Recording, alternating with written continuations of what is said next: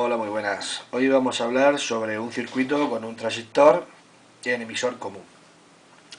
Vamos a definir los elementos de nuestro circuito.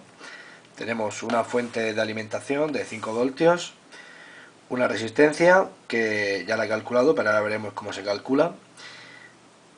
Esta resistencia va a la base del transistor, una resistencia que sería la resistencia del colector, que va al colector, lógicamente, y el emisor, que va al polo negativo.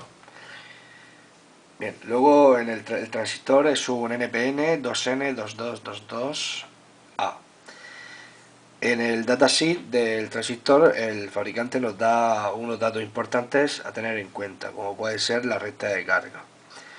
Para obtener la recta de carga, pues cogiendo la intensidad del colector máxima y la tensión entre colector-emisor, ¿vale? Nos dice que por un lado tenemos que la intensidad máxima que soporta ese transistor es de 800 mA, en este estado estaría en saturación, y que la tensión entre colector emisor sería de 40 voltios. En este estado estaría en corte.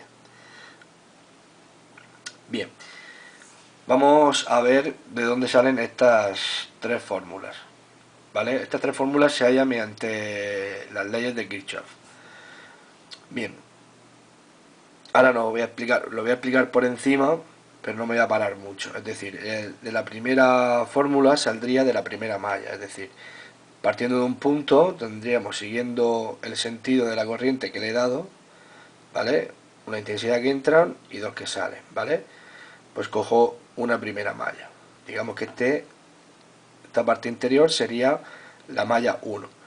Y luego tendríamos la malla 2, que sería todo el exterior. Vale, pues partiendo de la malla 1, desde este punto, por ejemplo, seguimos el circuito, bajamos y nos encontramos una primera resistencia. Esa resistencia tendrá una caída de tensión, ¿vale? Pues lo que haremos será multiplicar, porque la ley de Ohm dice que la tensión es igual a la intensidad por la resistencia. Entonces aquí tendríamos la intensidad de B, ¿vale? Porque esta es la base, la intensidad de base por la subresistencia de base. Si seguimos, aquí tenemos un diodo del transistor en su interior que está polarizado directamente, ¿vale? Con lo cual ese sería su polo positivo y este su polo negativo.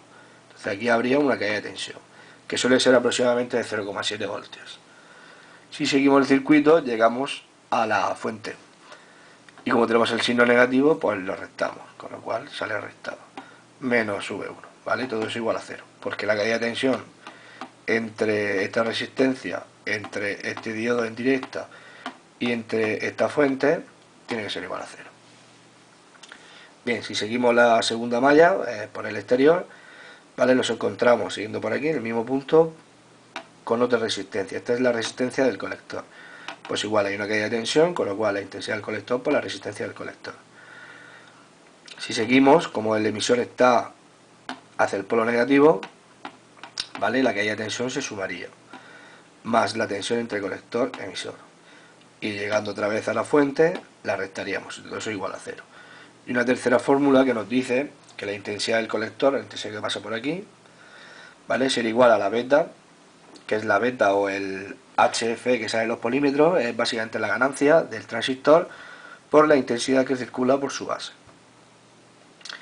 Sabiendo estos tres conceptos, estas tres formulillas, pues podemos hallar varios ejercicios, varias incógnitas de un circuito.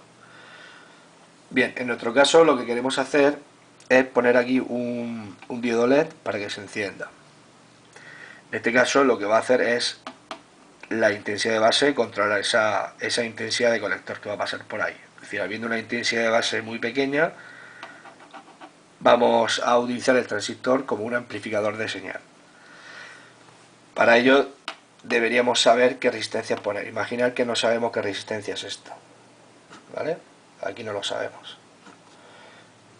Pues lo que tenemos que hacer es, sabiendo que, o por lo menos queremos que por aquí haya una intensidad de 9,2 mA, porque el diodo LED se suele encender sobre, pues, entre 0,5 hasta 25 mA, ¿vale? Eso el diodo LED depende. Pero para que tenga una buena intensidad, pues yo he calculado unos 9,2 mA. Y una tensión entre colector y emisor de 2 voltios. ¿Vale? Así dejaríamos al resto de 3 voltios. porque la fuente es de 5. ¿Cómo calculo yo esa resistencia? Pues de la segunda fórmula, ¿vale? Sustituyendo RC aquí, ¿vale? Me sale que la tensión de la fuente menos la tensión entre colector y emisor partido por la intensidad, ¿vale? Y eso sale 326 ohmios. Como lo quiero hacer lo más real posible, voy a coger resistencias establecidas, como son la de 330 ohmios, con lo cual por eso he puesto aquí 330. ¿Vale? Es importante acercarse bastante a los datos analíticos, pero a veces no se puede, o durante una explicación pues no se puede hacer todo perfecto, pero bueno, entre 326 y 330 pues eso, hay 4 ohmios, tampoco es mucho. Bueno, una vez que tenemos esa resistencia del colector, queremos saber qué resistencia de base tenemos que poner aquí.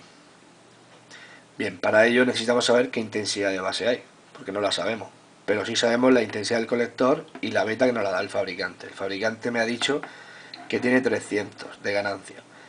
Yo al medirla con un polímetro como este, ¿vale? En estas ranuras que aparecen aquí, ¿vale? Me ha dado una ganancia de 990, es decir, esto no es del todo real, suele variar, y si aumenta la temperatura, pues aumenta, por ejemplo, la ganancia. Bien, entonces lo que hacemos es aquí directamente sustituir la intensidad de base, con lo cual quedaría la intensidad de base es igual a la intensidad del colector partido por la beta, es decir, por la ganancia. Eso quedaría 0,032 miliamperios. Bien, una vez que sabemos la intensidad de base, ¿vale? Ya solo quedaría sustituir en la primera fórmula, ¿vale? Ya que aquí donde tenemos la resistencia de base, la despejamos. Con lo cual nos da unos 134, o sea, 134.375 ohmios. Yo he colocado aquí una resistencia, un grupo de resistencia en el circuito con una placa protobar, parece, está aquí la placa protobar, un circuito, ¿vale? De 134,7 K, ¿vale? Para que me dé esa intensidad de base. Bien, una vez que tenemos esos cálculos hechos y esas resistencias colocadas, ya sabemos que aquí va a pasar una intensidad de 9,2 miliamperios. Bien, vamos a ver cómo estaría nuestro transistor en nuestra recta de carga. Para ello, utilizando los tres estados del transistor, vamos a ver su estado de saturación. Sabemos que cuando el transistor está en saturación, la tensión que hay aquí es cero, es decir, en la segunda fórmula esta tensión es cero, con lo cual la intensidad del colector sería igual a la tensión de la fuente partido por la resistencia del colector. Eso sale 15,1 miliamperios, con lo cual marcamos ese primer punto. Al igual que hemos hecho arriba, pues nosotros hacemos nuestra recta de carga. Y ahora, ¿cuándo está en corte? Pues está en corte cuando la intensidad que aparece por aquí es cero. Con lo cual, si esto, otra vez en la fórmula número 2, si esto se hace cero, ¿vale? La V1 pasa sumando, con lo cual se queda VCE, ¿vale? Es igual a V1. Es decir, que es igual, la tensión que cae aquí es igual a la tensión de la fuente. Si aquí hubiera 12 voltios, en corte aquí hubiera otros 12 voltios, al medirlo. Pues ya lo tenemos aquí, con lo cual unimos esa línea y tenemos nuestra recta de carga. Con lo cual todos estos puntos representarían la zona activa en la que puede trabajar mi transistor. En este caso, como yo he marcado, ¿vale? Aquí están los 15 mA y aquí está el 0, ¿vale? Pues yo he marcado el 9. La recta de carga, y aquí estarían los 2 voltios, ¿vale? Porque son los 2 voltios que yo he elegido que caigan aquí, ¿vale? Mediante esas resistencias y mediante esa beta que me ha dado el fabricante. Y bien, ya está. Si yo hubiera, por ejemplo, cogido, yo sabiendo esto, con esa resistencia, pues digo, yo ahora quiero, por ejemplo, que variando, si variara otra vez la resistencia, pues esta recta de carga también variaría. Podría venir así, o podría ser más horizontal, o sea, más vertical o más horizontal, dependiendo de la resistencia y de su ganancia.